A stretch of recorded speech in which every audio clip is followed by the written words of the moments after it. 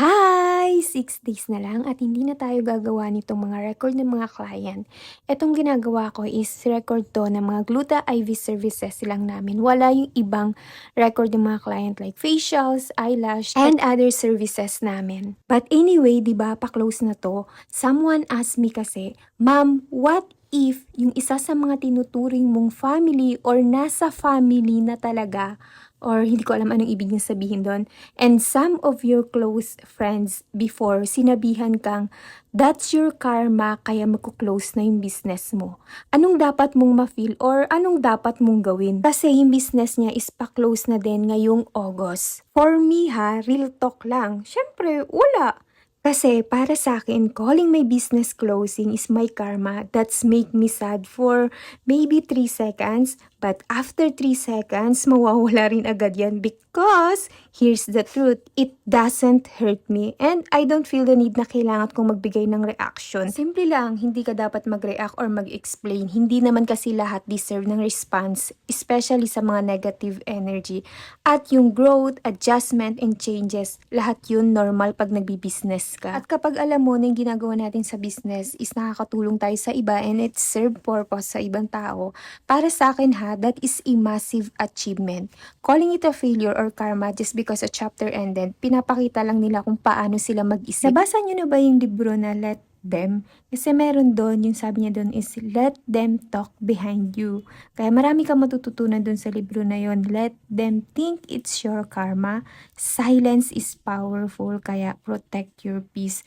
Alam mo, kaya nakakapagsalita siguro ako ng ganito kasi marami akong natutunan sa book na yun at mas nagiging strong ako. Kaya kung ako, pag may nagsabi sa akin ng mga ganun, wala naman akong pakialam. Mas nagmamatter kasi sa akin kung ano yung magiging tingin ko sa sarili ko. Gets nyo ba ako dun? May mga tao kasing madaling magsalita at mag-judge kapag spectator ka lang. Kaya bakit tayo magpapa-affect? Basta ako, for me, everything is accomplishment. So if you ask me naman, anong gagawin mo sa ganong klaseng tao? Para sa akin ha, cut ties, set boundaries kahit nasa circle na siya ng family mo.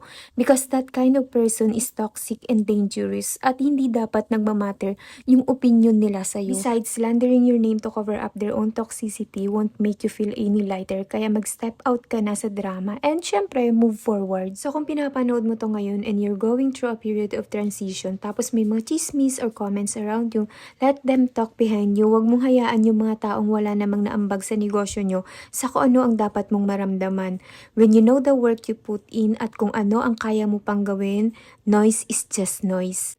And ako, kung meron man ako natutunan sa business na to, yung success, hindi yan nasusukat sa kung gaano katagal open yung business mo.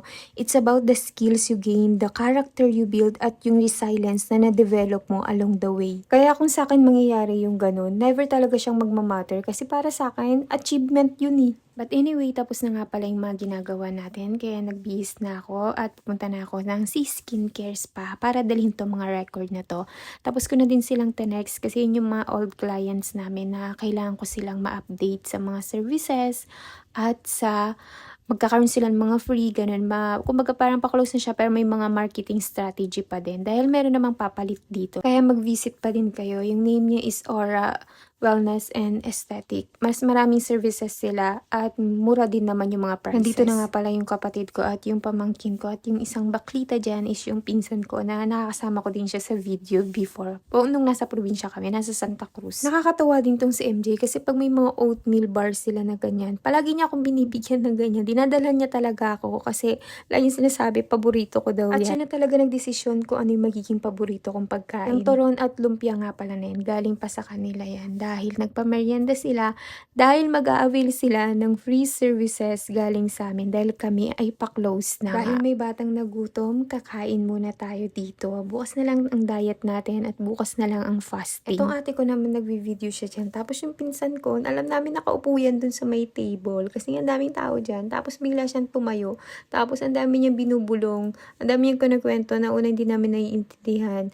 Tapos bigla siyang lumapit at may sinabi siya. Tawa tuloy kami ng tawa doon, nakakahiya. Ang ingay talaga niyang pagkasama. But anyway, yun lang. Thank you so much for listening ha and for being here. Bye!